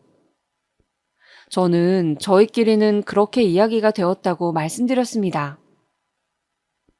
제 이야기를 듣던 오빠의 어머니는 갑자기 표정을 굳히시더니 저에게 말씀하셨어요. 아유, 아가씨, 미안하지만 결혼에 대해서는 좀 신중하게 서로 생각해보는 게 어떨지. 우리 아들이 이번에 취직을 하다 보니까 벌써 여기저기 선자리가 많이 들어오고 있거든요. 저는 방금 무슨 이야기를 들은 것인지 머리가 혼란스러웠어요. 어머니의 이야기를 듣던 오빠도 크게 당황하는 기색이었습니다. 엄마, 그게 무슨 말씀이세요? 사람 면전에 앉혀두고 너무하신 거 아니에요? 저는 관심 없다고 말씀드렸잖아요. 이 사람이 제 아내가 될 사람이라고요. 그러나 오빠가 소리치는 것이 들리지 않는다는 듯 어머니는 말씀을 이어가셨어요. 아유, 우리 아들이 아직 세상 물정을 몰라서 일이 순진한데 아가씨는 공장 일만 해서 순진한 건지 아니면 계산이 빠른 건지 내가 모르겠소만 이렇게 기우는 결혼은 난 들어보지도 못했어요. 그러니까 결혼 이야기는 없던 것으로 하고 서로 좋은 추억 남기는 것이 좋겠어요. 아가씨도 형편 맞는 사람 만나서 마음 편하게 사는 게 좋지 않겠어요? 네. 저는 제가 그동안 제 상황을 말하지 않아서 이렇게 된 것 같아 아무 말도 하지 않고 그저 대답만 했습니다. 사실 사람이라는 게 어느 정도 수준이 맞아야 되잖아요. 아가씨는 집안 형편도 그렇고 대학도 안 다녔다면서요? 그러면 고졸이라는 건데, 우리 애는 그래도 좋은 대학도 나오고 이제 번듯한 직장도 생겼는데, 우리 입장서 좀 아깝지 않겠어요? 고졸. 저는 어쩐지 그 말에 솔직하게 제 사정을 말하고 싶지가 않았습니다. 사실은 미국 유학생이라고, 대학을 다니다 휴학했다고, 그냥 그 자리에서 나가고만 싶었어요. 학벌에 대한 선입견이 없었기에 어떻게 보면 나보다 못한 대학을 다닌 오빠를 만났고 그와 미래를 꿈꾸던 마음도 있었는데 그냥 미국으로 돌아가는 것이 맞겠다 싶었어요. 그래서 저는 그냥 그 자리에서 힘없이 웃으며 일어섰습니다. 네, 알겠습니다. 저는 그만 일어서는 게 좋을 것 같아요. 오빠와는 정리하도록 하겠습니다. 무슨 소리야? 선아야, 선아야! 오빠는 저를 붙잡으려고 했지만 오빠의 어머니가 그냥 가게 두라는 식으로 고개를 저으며 오빠의 팔을 잡았습니다. 저는 그렇게 오빠에게 이별을 고하고 집으로 돌아왔어요. 오히려 이제 홀가분하게 미국으로 다시 떠날 준비를 할 수 있다고 좋게 생각하려고 했죠. 그런데 신이 제 발목을 잡은 걸까요? 갑자기 생각지도 못한 일이 저에게 일어났습니다. 바로 임신을 한 것이었어요. 저는 생리를 지난달에 안 하길래 그냥 컨디션이 안 좋은가 하고 생각을 했습니다. 그런데 그게 아니라 임신을 한 것이었어요. 저는 어찌할 바를 몰라 고민을 거듭했습니다. 그러다가 엄마에게 말씀을 드렸어요. 그게 무슨 말이니? 남자친구가 있었어? 네, 엄마. 아니, 아기가 들어설 정도로 가까운 사이였는데 왜 말을 안 했어? 그게 엄마, 내가 미국으로 가야 하는 것도 말을 못하고 우리 집 형편도 말을 못했어요. 그리고 그 집서 제가 어묵 공장 다닌다고 하니까 반대를 하셔서 헤어졌는데 아기가 생겼다니.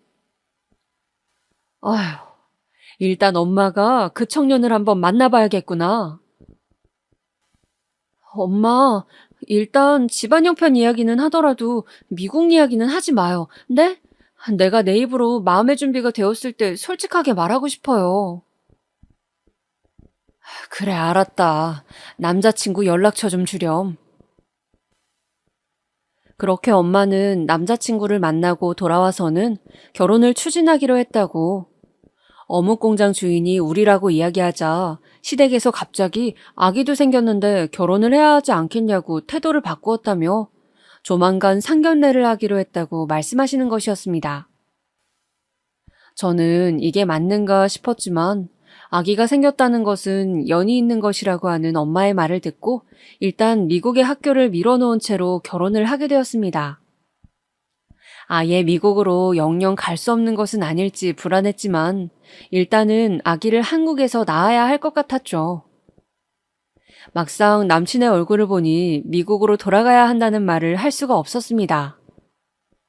남편이 그동안 저에게 잘난 척을 하면서 대학을 가면 이렇다 저렇다 했던 그런 말을 제가 들어주고 대단하다고 해주었던 일이 많았는데 자신을 놀렸다고 생각할까 걱정이 되었어요. 오빠는 그런데 조금 자격지심이 있었거든요. 그래서 일단 천천히 말해야겠다는 생각으로 저는 결혼 준비를 하고 신혼을 시작하게 되었습니다. 배가 많이 불러오기 전 결혼식을 하자는 양가 어른들의 의견으로 저는 임신 3개월쯤 결혼식을 치르게 되었습니다. 결혼 준비를 하면서 남친의 형인 아주버님과 그 아내이신 형님을 만나게 되었어요. 아주버님은 중견기업에 다니는 평범한 회사원이었는데 형님은 심리학 전공의 박사과정을 밟으며 대학에 강연도 나가곤 하는 엘리트셨습니다. 우리나라에서 이름만 대면 아는 좋은 대학을 나오셨더군요.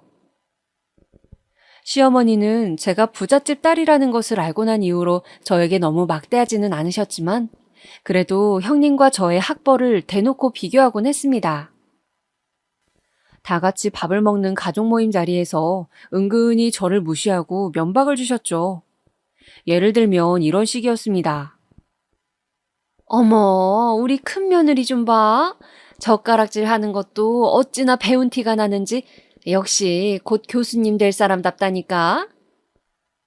아니에요, 어머니. 그런 이야기 그만하세요. 아니다. 옆에 둘째를 보렴. 복스럽긴 하지만 음식도 흘리고 저렇게 식탐을 주체를 못하잖니. 고졸이라서 그래. 대학을 갔으면 그런 걸 좀 절제할 줄 아는 교양을 배웠을 텐데. 저는 어머님의 그 말씀에 제가 미국에서 대학을 다닐 때 무시무시한 기세로 햄버거 5개를 쌓아놓고 먹던 대학교 동기들의 모습을 생각하며 혼자 웃음을 지었습니다. 세계 제1의 수재들이 모인다는 뉴욕대의 모습은 정말 전쟁터 그 자체였고 도서관에서 항상 밤새는 학생들이 음식만 보면 개걸스럽게 달려들어 해치우곤 했는데 제일 친한 친구였던 식탐대장 말콤과 오드리가 시어머니의 말을 들었다면 어떤 표정을 지었을지 그런 생각을 하니 그냥 웃음이 나왔어요. 너 지금 내가 좋은 이야기 하는 것 같니? 왜 웃어? 아, 죄송해요, 어머니. 그냥 좀 다른 생각을 했어요. 이것 봐. 머리가 나쁘니까 집중을 못한다니까? 그런 구박에도 저는 개의치 않았습니다. 이제 와서 유학파라는 걸 밝히는 게 더 안 좋을 것 같기도 했고, 그냥 누가 뭐라 하든 별로 신경 쓰는 성격이 아니기도 했으니까요. 그런데 언젠가부터 그런 말을 들을 때 형님이 유독 안절부절 못하는 것이었습니다. 제 눈치를 살피고 미안하다고 하시고 계속 저를 혼자서 챙겨주려 애쓰시는 거였어요. 저는 이상해서 한 번은 형님에게 넌지시 물어보았습니다. 형님, 제가 어머니께 구박당하는 게 안쓰러워서 그러세요? 저 별로 신경 안 써요. 멘탈 세거든요.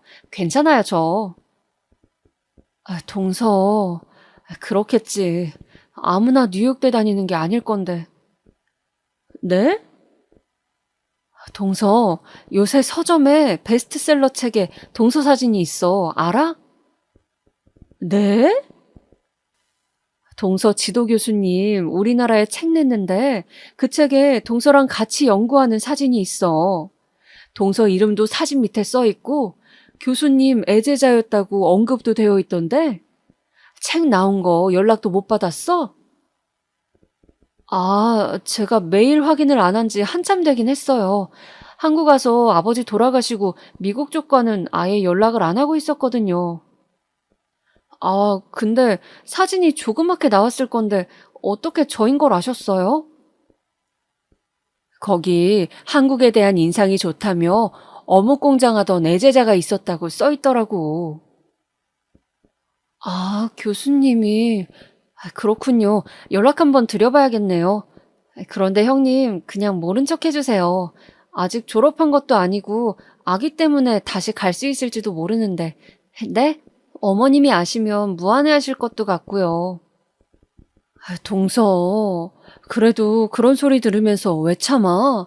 나는 나한테 그러시는 것도 아닌데 너무 기분이 안 좋아.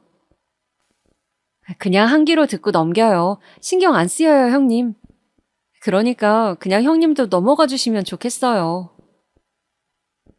그렇게 저는 형님에게 신신당부를 했습니다. 결혼을 반대했을 때부터 시어머니가 그런 쪽으로 편견이 강하고 사람을 차별하는 속물적인 면이 있다는 것은 알았지만 알고 한 결혼이고 저는 뱃속의 아기가 중요했어요. 학벌보다 제 스스로의 인성으로 어머님이 언젠가는 저라는 사람을 제대로 봐주기를 바랐거든요. 제 학벌을 뒤늦게 알게 되어 갑자기 태도를 바꾸는 것을 원하지 않았습니다. 그렇게 남편도 모르는 저의 비밀을 형님은 알게 되셨죠. 그 후로 몇 번의 위기가 있었어요. 어머님이 대놓고 저를 구박하는 순간들이었죠. 저는 태교도 해야 하고 저와 아기 그리고 남편만 생각하자고 마음을 먹어서 잘 넘기려고 애를 썼는데 그때마다 형님은 양심의 가책이 느껴진다며 힘들어하셨어요. 그때마다 저는 비밀을 꼭 지켜달라며 신신당부를 했고요. 임신을 했음에도 불구하고 저는 시댁에 제사가 있을 때마다 당연한 듯이 불려가 허리 한번 펴지 못하고 장보기부터 시작해 모든 노동을 하루 종일 파김치가 되도록 해야 했어요. 그리고 제사를 지낼 때쯤이 되면 형님은 그제서야 나타나시거나 혹은 직장일이 바쁘시다고 안 오시는 경우도 부지기수였죠. 형님은 그런 자신의 상황을 매번 설명하며 미안해하시고 또 동서도 못 온다고 하라고 말했지만 어머님은 엄연히 저와 형님은 다르다는 태도를 보이셨어요. 시부모님 생신 때 역시 마찬가지였습니다. 생신 음식 준비를 위해 저는 심지어 생신 전날부터 시댁에서 자고 새벽부터 음식을 시작해야 했습니다. 부엌에는 산더미 같은 일거리들이 저를 기다리고 있었죠. 미역국도 퍼서 나르고 전도 뒤집고 또 나물도 무쳤습니다. 어머님은 저에게 이거 가져와라 저거 가져와라 하시면서 잔소리도 하고 저를 타박도 하셨죠. 그래도 저는 그런 어머님을 좋게 생각하려고 애썼습니다. 음식을 하시면서 어머님은 너는 지금이라도 공부할 생각은 없니? 그래도 사람이 대학은 나와야지. 네 나이에. 아휴, 내가 큰 며느리 볼 낯이 없다. 네, 생각해 볼게요, 어머니. 어머님은 항상 저에게 그런 말들을 늘어놓으면서 형님 신기를 거스르지 말고 되도록 집안일은 다 하도록 하라고 당부를 하시는 거였어요. 저는 그런 말들이 너무 듣기 싫고 귀를 틀어막고 싶었지만 참고 견뎠습니다. 그렇게 임신 기간을 서럽게 보내고 아기를 낳았어요. 아기를 낳던 날 저는 예정일을 2일 앞두고 있었습니다. 아직 좀 남았다고 생각했는데 갑자기 꼬리뼈 부분이 쿡쿡 쑤시는 기분이 들기 시작하더니 처음 느껴보는 묘한 통증이 꼬리뼈부터 시작해서 골반에 불규칙하게 오기 시작했습니다. 약하기는 했지만 그 통증이 오면 저는 잠시 서서 쉬어야 할 만큼 쿡쿡 쑤시는 느낌이어서 택시를 타고 얼른 집으로 갔습니다. 불규칙하게 한 번씩 쑤시던 그 통증은 저녁이 되자 조금 더 자주 오고 있었습니다. 제가 워낙 겁이 많아서 인터넷으로 출산 후기를 정말 많이 본지라 많은 사람들의 말 중 샤워를 꼭 하고 가라는 말이 번뜩 떠올랐어요. 저는 허겁지겁 아픈 배를 잡고 샤워를 했습니다. 그리고 신랑이 사온 초밥을 몇 점 먹었어요. 힘이 필요하니 밥을 잘 먹어야 한다는데 꼬리뼈 부분이 너무 아프니까 밥이 잘 넘어가질 않았습니다. 새벽 2시쯤 되자 통증은 걷잡을 수 없이 커져갔습니다. 마치 누가 제 골반뼈를 잡고 으스러뜨리는 느낌이 들었죠. 더 이상 참을 수 없을 것 같은 고통에 저는 이게 진통이구나 싶어 얼른 신랑을 깨웠어요. 자기야, 일어나봐. 나 이제 너무 아파서 병원 가야 될 것 같아. 알았어. 지금 가자, 얼른. 신랑은 선잠을 잤는지 자다가 벌떡 일어나더니 저를 부축해서 차를 타려고 엘리베이터를 타고 주차장으로 갔습니다. 한 3걸음 걷고 아파서 쉬고 또 3걸음 걷고 아파서 쉬는 것의 반복이었습니다. 골반뼈가 마구 제멋대로 움직이는 기분이 들면서 조수석에 앉았는데 제대로 앉아있기도 힘들어서 엉덩이를 반쯤 들고 조금 울면서 신랑한테 빨리 좀 가달라고 애원했던 것 같아요. 진짜 누군가 덤프트럭이 내 골반을 지나가는 느낌이라고 하더니 정말 시간이 지날수록 골반이 찢어지는 것처럼 아프더군요. 그렇게 겨우겨우 병원으로 도착해서 분만실로 향했습니다. 그때가 새벽 3시는 넘은 것 같았어요. 그런데 신랑이 그 밤중에 시어머니께 전화를 하는 거예요. 엄마 말대로 밤에 진통이 와서 결국 병원에 왔어. 이제 나을 것 같아요. 알았어. 엄마가 말씀하신 대로 내가 꼭 전달할게요. 무슨 이야기인지 남편은 비장한 표정을 지으면서 어머니하고 이야기를 했습니다.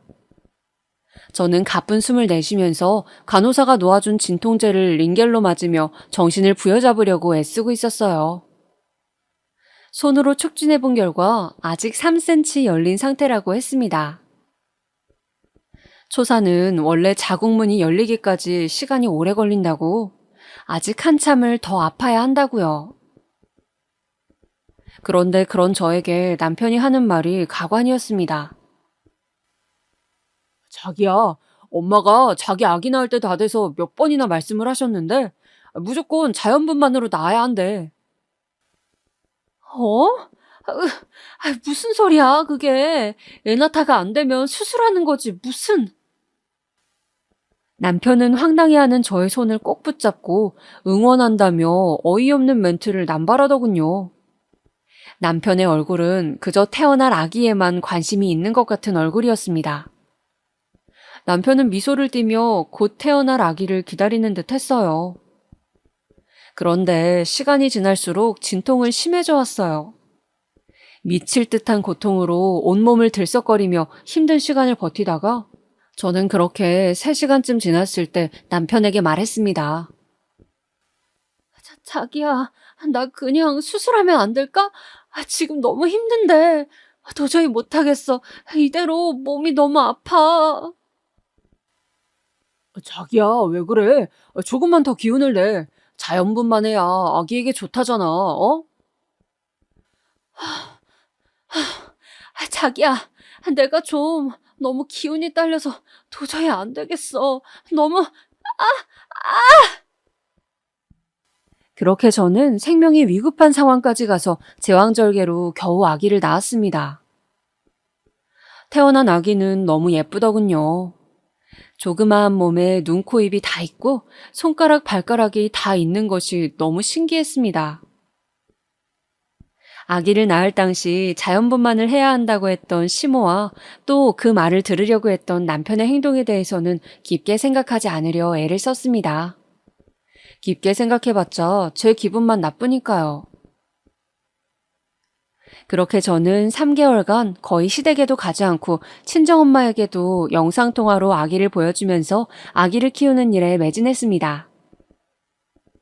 그렇게 우리 아기는 쑥쑥 자라 100일을 맞이하게 되었죠.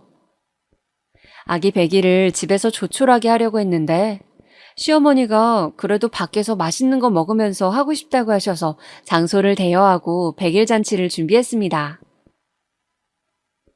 식당에 도착하자 아주버님과 형님이 먼저 와 계셨어요. 확실히 강사 일을 하시다 보니 멋들어진 바지 정장을 입고 핸드백을 메고 오신 모습이 잘 나가는 커리어 우먼 같고 지적이고 멋졌습니다. 저는 아기를 낳고 살을 채 빼지 못한 상태였어요. 그래서 몸매를 커버할 수 있는 검정색 통짜 원피스를 입었죠. 어머님은 제 모습과 형님의 모습을 보더니 또 혀를 끌끌 차셨습니다. 그렇게 100일상을 차리고 가족들과 사진을 찍고 즐거운 시간을 보낸 후 다 같이 나서는 참이었어요. 갑자기 배가 아파서 신랑에게 급하게 아기를 맡기고 저는 화장실로 달려갔습니다. 급하게 볼일을 보고 칸에서 나오니 형님이 화장실 앞에 서 계셨어요. 그런데 화장실 가방걸이가 망가져서 형님은 두리번거리다가 가방을 손을 씻는 세면대에 놓으려고 하셨죠. 한눈에 보기에도 뭔가 비싸 보이는 핸드백이었습니다. 그때였어요. 얘, 둘째 너 뭐하니? 얼른 가방 받아들지 않고. 네, 어머니? 아니, 가방끈이 짧으면 백이라도 제대로 들어야지. 너는 애가 센스가 이렇게 없니? 아, 네. 면역력 때문에 내가 그렇게 자연분만 하라고 했는데 그것도 기어이 수술을 하고 말이야. 아유, 너무 못 배워서 진짜 말이 안 통한다 정말. 저는 또 시작이시네. 그냥 이 순간만 지나면 되겠지 하고 참고 있었어요. 그런데 어느새 볼일을 다 보고 나오신 형님이 갑자기 얼굴을 붉히면서 어머님께 말하는 것이었습니다. 어머님, 진짜 제발 그만하세요. 동서 미국 유학파란 말이에요. 뭐? 어머님, 동서가 지금 미국 유학 중에 도련님하고 연애해서 결혼한 거라고요. 생각해 보세요. 어묵 공장하는 부유한 집에서 왜 교육을 안 시켰겠어요? 동서 미국 뉴욕대 경영학과 휴학 중이라고요. 제발 가방끈 어쩌고 그런 소리 좀 그만하세요. 요새 누가 그런 말을 써요? 뭐? 진짜니? 미국? 뉴욕? 아유, 어머니 죄송해요. 다시 미국 가게 되면 말씀드리려고 했는데 제가 연애 때부터 말을 안 했어서 신랑한테도 말을 못 했고 죄송해요. 아유, 미안하다. 내가 미안하구나. 그동안 내가 너무 너한테 구박을 해서 아유, 어쩌나 미안하다. 며느라, 나 오늘은 그만 갈란다. 시모는 너무 큰 충격을 받았는지 온몸을 부들부들 떨면서 사라졌습니다. 그리고 신랑과 저는 큰 싸움을 하게 되었죠. 신랑은 자신을 속였다고 길길이 날뛰며 어머니까지 망신을 줬다고 난리를 부렸어요. 저는 그 과정에서 너무 학을 떼서 별거를 결정했고요. 시댁 사람들이 웃긴 게 막상 제 스펙이 밝혀지자 숨긴 데에는 다 이유가 있다면서 또 저를 이상하게 몰아갔습니다. 그래서 저는 지금 아기를 데리고 미국으로 들어갈 준비를 하면서 별거를 하게 되었죠. 시모는 망신을 톡톡히 당했다고 생각했는지 그 후로 저에게 일절 연락을 하지 않았어요. 저 역시 시모와 말하고 싶지도 않았고 무엇보다 남편이 너무 화를 내는 것에 실망을 해서 다시 그 집구석에 얼굴을 맞대고 싶지 않았어요.